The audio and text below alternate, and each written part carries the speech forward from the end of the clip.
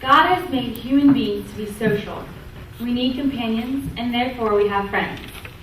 Cicero writes in Lilas, a dialogue on friendship, quote, "So true it is that nature abhors isolation and ever leans upon something as a stay and support, and this is found in its most pleasing form in our closest friend," end quote. Throughout my years at Northfield, I have learned through literature, the Bible, and my own experience that a friend is loyal and will work and make sacrifices when a friend is in need, when a friend needs a stay and support, someone to lean upon, as Cicero said. And as I learned these truths, I learned that Northfield as a whole is a friend in the same way. We are friends to those in physical need, friends to Western civilization, and friends to people we have not yet met. Helping a friend in physical need is found in the book Pride and Prejudice by Jane Austen, which we read in capstone literature this year. Friendship is portrayed between the sisters Jane and Elizabeth Bennet. The Bennets are a rambunctious household with 5 lively young ladies. When Jane takes a trip to Netherfield, a neighboring estate, to dine with Miss Bingley and Miss Hurst, 2 upper-class ladies, she catches a cold. The Bingleys insist on her staying in the house until she is healthy again. Elizabeth hears the news and decides to visit her sister. Austen writes that Jane has been, quote, longing for such a visit and is delighted at her entrance, end quote. Jane, who has been lying alone in a house other than her own, needs Elizabeth, a familiar face, to comfort her. To fulfill that need, Elizabeth makes sacrifices. Austen tells us that Elizabeth walks for miles alone, quote, crossing field after field at a quick pace, jumping over stiles and springing over puddles, end quote. When she arrives, her petticoat is 6 inches deep in mud. Not only does she endure physical obstacles, she must endure the ridicule of Miss Bingley and Miss Hurst, who mock her appearance. Yet even though she is gossiped about, she stays to be with Jane. Elizabeth, quote, would not quit her at all until she was comforted at seeing her asleep and on the mend, end quote. I have experienced this friendship too. On February 26th, our Northfield girls varsity basketball team played a tournament at Sunrise Christian Academy. It was there that I fell and hurt my knee. After many doctor's visits, we found out that I tore my ACL and my medial and lateral meniscus. I was going to need surgery.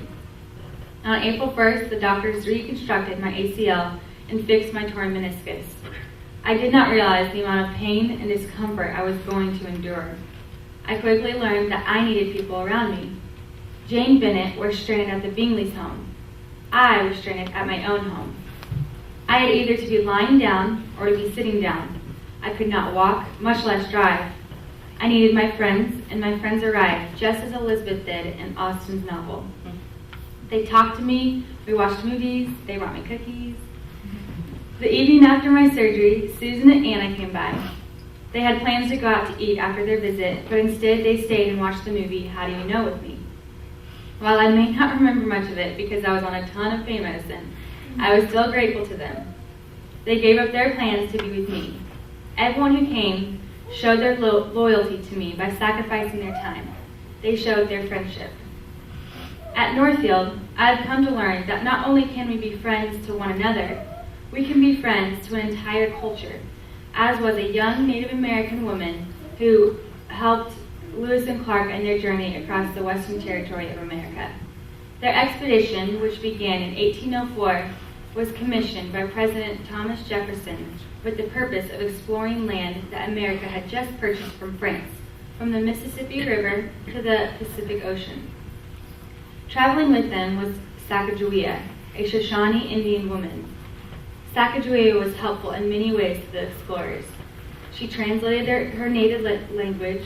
She helped guide them when she was in a region of the country that was familiar to her, and she helped feed the explorers by finding and collecting edible roots, such as artichokes, wild artichokes. One woman in particular underscores the depth of her friendship with the explorers, and on April 13, 1805, as the explorers and their crew were all traveling in their small fleet of 2 boats and 6 canoes along the Missouri River between Fort Medan and Yellowstone, Lewis and Clark's boat began being tossed by the wind.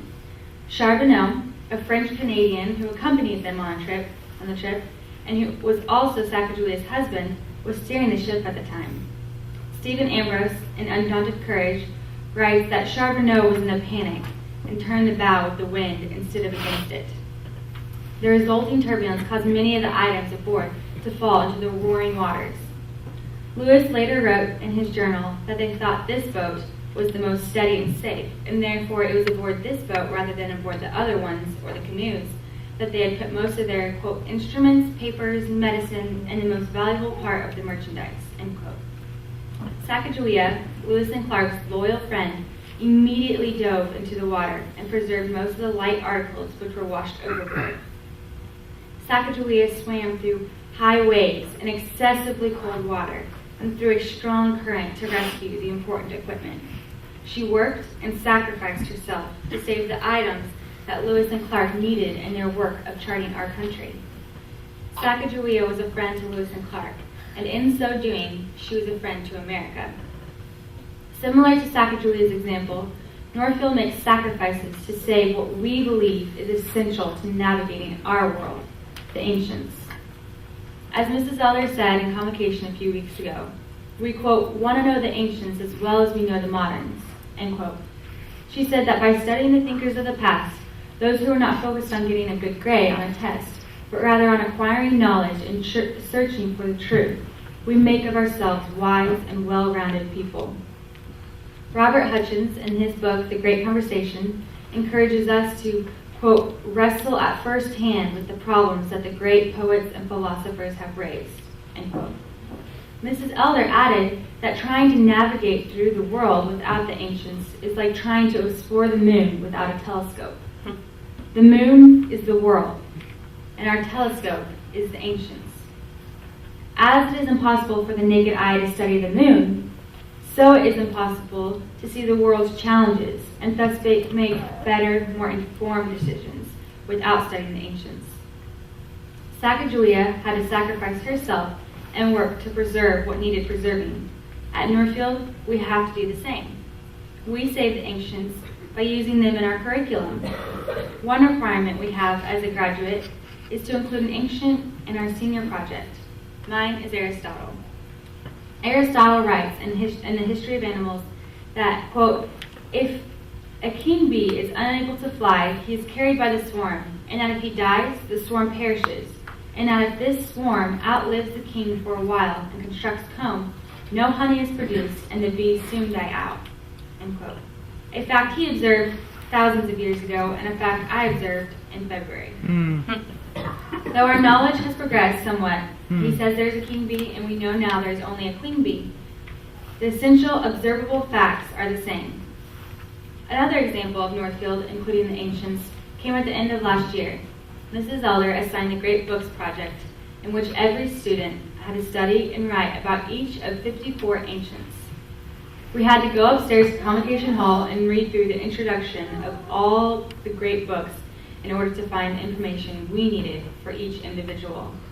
To do the assignment well required a great deal of effort, but it was effort in service of being a good friend to Western civilization.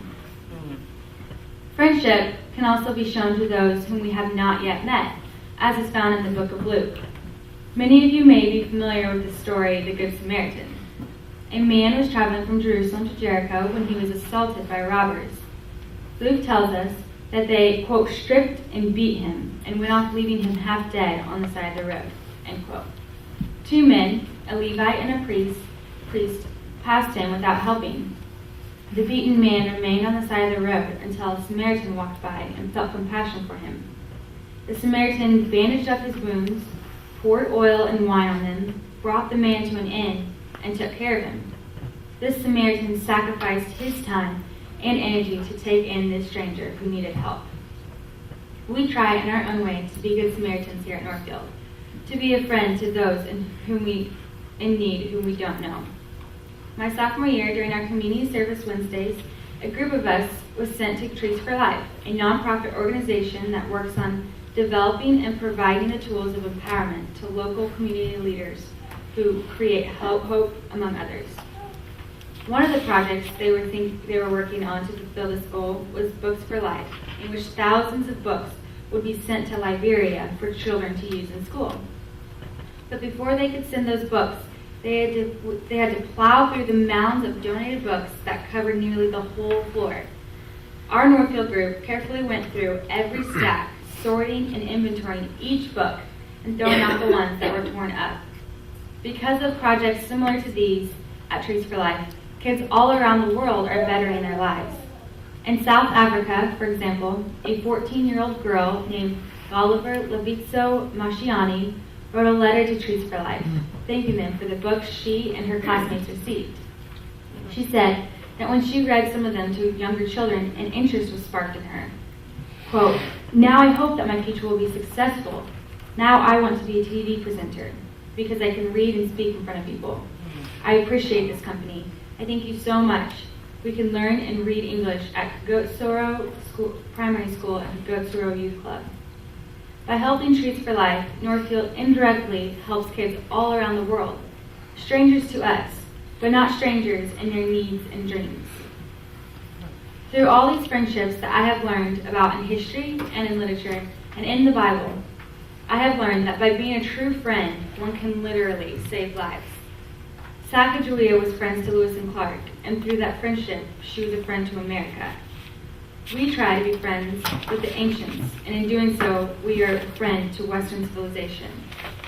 We help the Trees for Life organization and become friends to those in many different countries because of that help.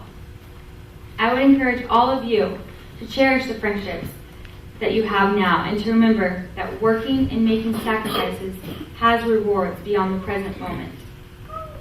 In the end, though, it's not the number of friends that are made by your work and sacrifice. It's the amount of work and sacrifice that is made for your friends.